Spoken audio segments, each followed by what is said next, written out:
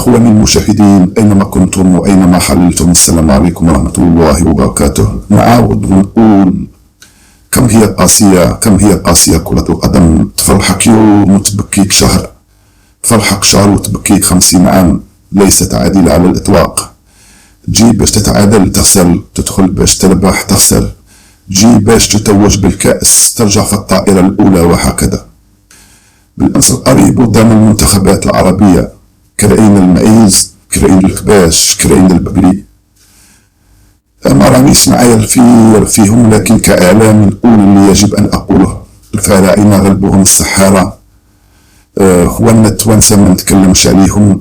الجزائر كشفونا وخيبونا، والمغرب المغرب الشقيق. كجزائري أنا حزين على الإقصاء المر اللي ما كنتش نتمناه ليهم، وكنت نتمناهم يتوجوا بالكأس. وعلى هذا الرجل هذا اللي وصلوا له راني عامل يوم حداد في بيتي، ما نخرج، ما يدخل عليا حد. فزنا مع النتيجة اللي وصلها أكبر رابع فريق في العالم.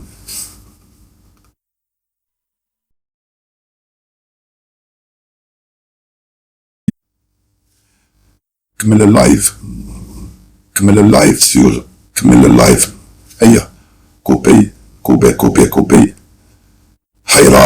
خيرة جيبي لاطار، جيبي ماروك راه تيسكاليفي. أيه، صواري نديرو صواري تأملي إليا، خليو الجوارين يدخلو يزرو معانا. أيه، أتاك الموسيقى طلق.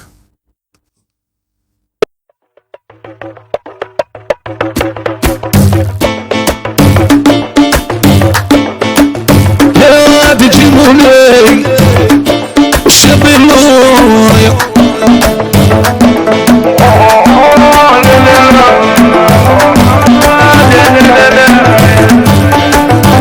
ها الشيخة ها كيراني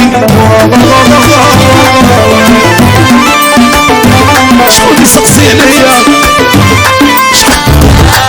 مانيش غاية يا مانيش كيما زمان.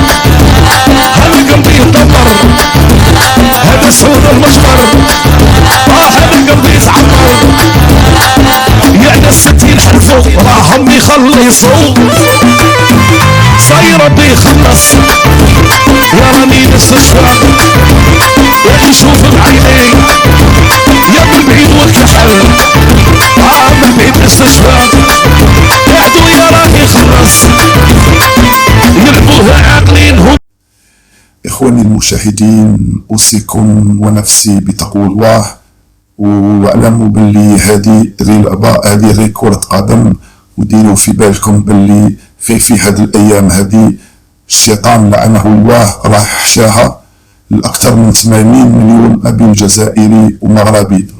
واحد الإنسان يصفي قلبه ويتقي الله ويعمل اللي فيها الخير ليه والأخو المسلم.